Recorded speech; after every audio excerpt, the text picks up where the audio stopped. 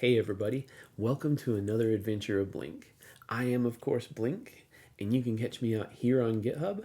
Make sure you stop by and drop a star on some projects. This YouTube video that you're watching, I'd love for you to click like and subscribe so that I know you're out there and paying attention, and I'd love to hear from you. Don't be shy to jump into the comments and leave a note on something or ask a question so that we can start a two-way conversation. Those are always more fun than one way. Anyway, today we're going to go on an adventure into the realm of AI. If you haven't been living under a rock for the last year or so, you've probably noticed that there's this thing called a large language model that's making the news pretty regularly. And that's what I'd love to dig into with you today. We're going to look at what it takes to actually run a large language model locally. You see, most of the latest and greatest models, if you want to do anything programmatically with them, require you to purchase API access, and you pay for that API access based on how much you use it. That can get expensive fast, particularly in an experimental kind of state, because you're constantly throwing things at it and you're trying new things to see how it works. It doesn't make a predictable, steady flow. I don't have the money to spend on that kind of thing constantly, but I still want to learn this stuff. So imagine my excitement when I found out about something that's called GPT4All. It is an open source product that you can download for free, and it allows you to run some of the older version models, not necessarily the latest and greatest, but some of the last generation things. You can run them locally for free. That also has some interesting privacy benefits, because if you're running it locally, then your data is not being pushed into the cloud every time you speak to the model. So it gives you a little way to control that kind of thing. It gives you some space to work where you can have some of these same adventures without the huge price tag at the end. So I thought that would be a great thing for my own personal benefit to start learning more about how LLMs work and how I can write code against them and things like that. But also to share with you, because I know that if I'm in that boat, there's probably a lot more people like me out there. So let's see if we can dig in today and learn a little something. So this is the GPT4All interface. You can see across the bottom there, you have sort of a note that says, hey, load a model to continue, and it won't let you do anything quite yet. And then there's a big button in the middle that says download models. So we're going to look at that real quick and see what our options might be. Now you can see Llama 3 Instruct I have already downloaded, and I've got it installed and it's working.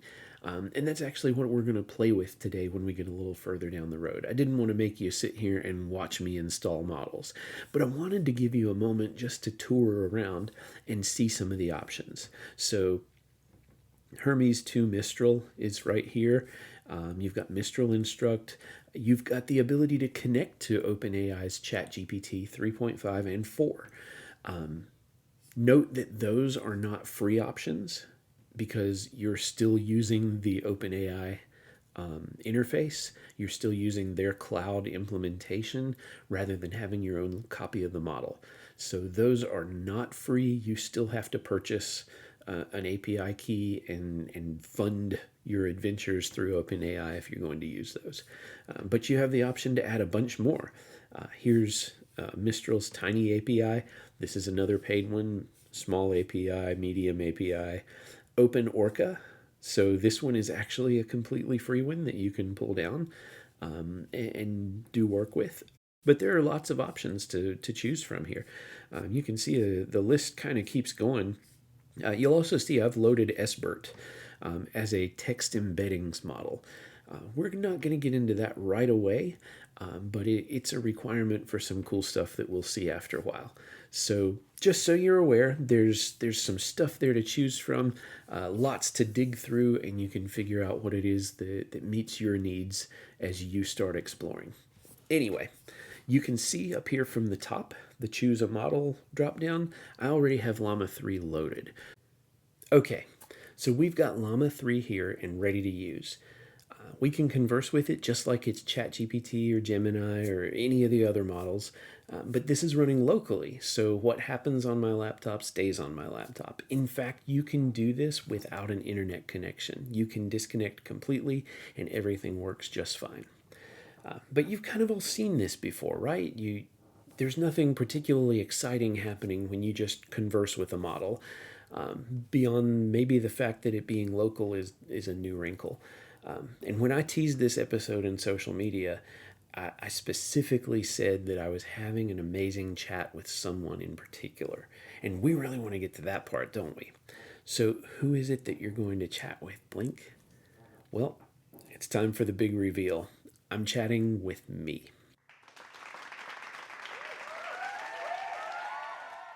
You see, when my mom passed away a couple of years ago, I found myself with this overwhelming desire to write more. Some of it I think was probably personal therapy, just getting the words out of me in indivisible form. That was helpful to process the grief. But some of it was a desire to have those thoughts written down so that my kids could share them someday. That maybe they could read and hear Dad's thoughts in his own tone and style, right? That they could learn and grow from at some point. So I began writing a lot more. I have about 60 pages of text so far, and the other day I saw this article that postulated if you were to take enough writings from a single person, you could actually train a model to simulate that person. Just based on the volume of writing, you'd be able to start putting the story together. They would make inferences about the way that they thought based on all the things that they'd written. And that was really intriguing to me. And I think you can probably see now where we're going to go with this, right? So let's try this out. Let's see if we can get Llama 3 to simulate Blink. So step one in this process is you have to have a separate model downloaded. So earlier we talked a little bit about this. I'm going to go to the downloads here, and you remember seeing SBERT.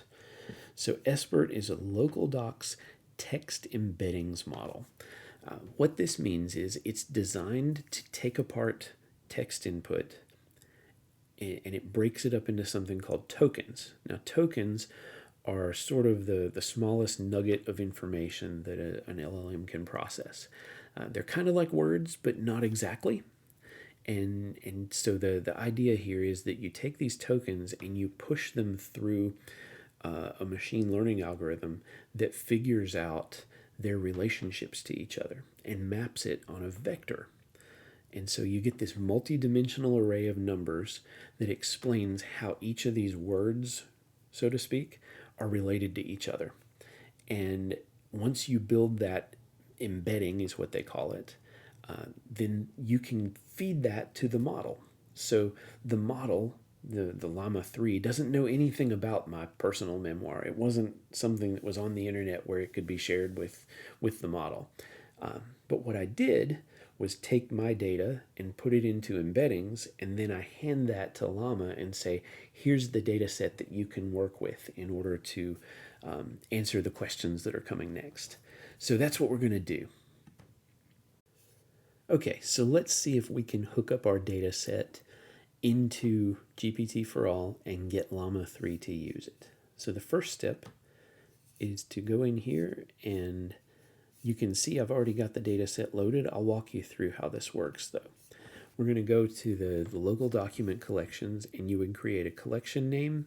I just named it Blink, and a folder path, and I'm using my downloads folder because you can see down here at the bottom I've got downloads, and but not quite is a document that lives in there.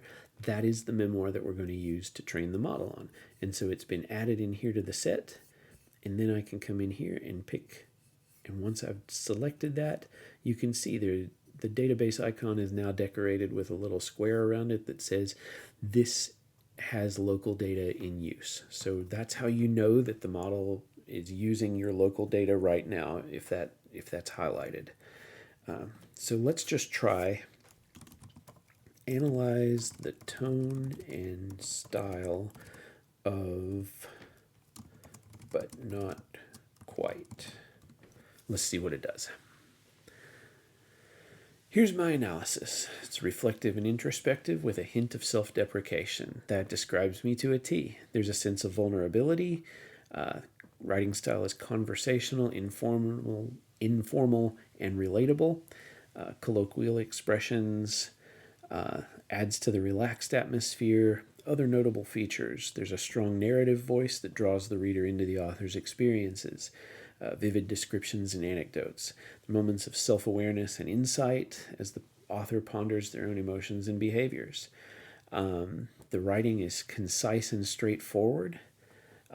There you go. It's an engaging read. So that's awesome. It feels good as an author to at least get validation from the robot. But we're not here for literary analysis, are we? We want to see what happens if we can talk to this thing. So let's do a little modification. We're going to go up here to the gear icon. And I'm going to go to the Models tab. And we have a couple of fields that we can work on. So first of all, there's a system prompt.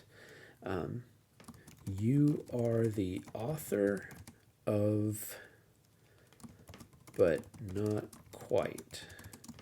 You will answer in the same style and tone and answer as the author would.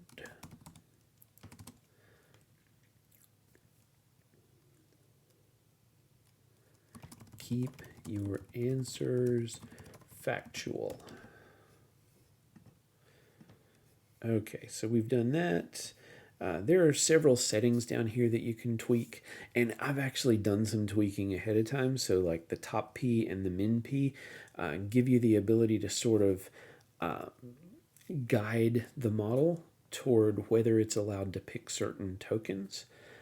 So this is the probability, the minimum relative probability for a token to be considered. It does not need to be highly probable in my case. On the other side of the fence, and you know what, I should actually probably bump these up. So let's go with like 0.95 and 0.75 and see how that behaves. Over here, the big thing to pay attention to is the temperature. So the temperature is about inferences. If there's a really high temperature number, which means close to 1, then you're likely to see the model connect two dots that are very far apart. It's going to create outlandish sort of relationships that don't necessarily exist. It's a very creative model in that case. If you set the number lower, like to 0 or close to 0, as I've done here with 0.02, then what you're doing is you're telling it to be more factual. Things have to be tightly coupled in order for them to be considered similar or related. So it's about the creativity, the creative freedom that you give to your model. So I've set that. We're going to come in here and reload these things. Hi, Ben. Thanks for taking my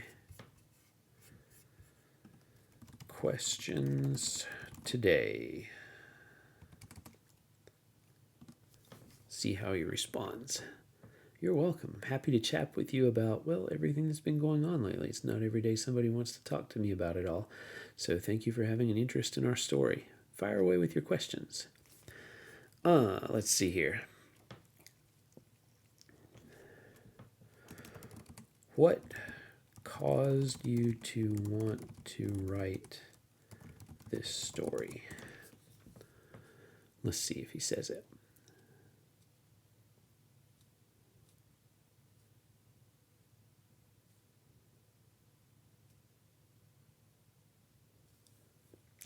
That's pretty much on the nose. It started with some significant life experiences. So Mom's passing was definitely a significant life experience that made me reevaluate some things. I did notice that friends would share their own stories with me, and I didn't have a story to share back. It was something that I'd always kept quiet. So writing this does allow me to take control of my own narrative and begin to share what I think. I'd love for the kids to be able to read it someday. That's cool. It's right on the money. Let's see here. How would you describe your childhood in one sentence? Let's see what he says.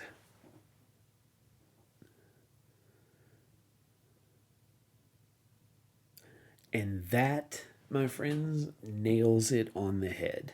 Strong sense of responsibility and duty stemming from father's role as a pastor, which led me to strive for perfection and avoid taking risks or exploring relationships with others. This could get a little personal, and I think I'm okay with that. I'm trying to be an open book and be a little vulnerable, but that's a fantastic way to approach this. Let's see, what else? What else could we ask? What else would you say? How would you ask yourself questions if you didn't know what you were going to answer?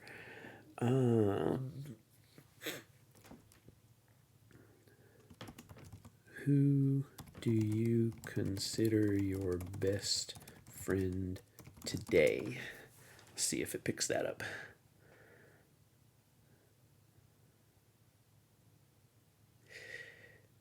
Yeah, not quite. Jesse and I lost touch a long time ago, but it's intriguing that it's picked him up as a significant friend. It's just not picking up more recent friends. I think that may come with more writing, though. Remember, this is an unfinished work. Let's see. Were you academically successful? Let's see what he has to say. I showed a natural aptitude for learning and excelled in school. Reading before kindergarten gave me a huge head start. Yep, there we go. Worked hard to maintain good grades and it paid off. I was always proud of myself.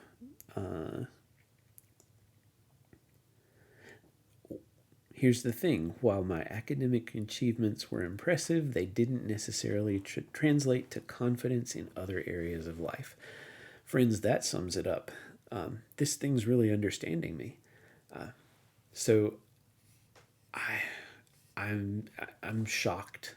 I'm as shocked as I was the first time I tried to do this. Every time that I come in and ask questions of the model and try to get it to help me understand something or explain something differently, it does this thing where I end up walking away going, I can't believe I just had that conversation with a computer. So I hope you've had a fun time today exploring large language models and figuring out how just GPT4All can be used to create your own little RAG experience. Tune in next week when we're going to take this up a notch and we're going to talk about how to actually write code that uses the model. So this is fun because it's a great place to play, and now that you can plug your own data in, you can have these weird chat experiences in the interface. But wouldn't it be awesome if you could write your own program that used a model to do cool stuff? That's what we're going to look at next time. So can't wait to see you here again on the Adventures of Blink, and I can't wait to see what you build. Make sure you throw something in the comments. Send me a repo to look at. I'd love to see what you're up to. Take care.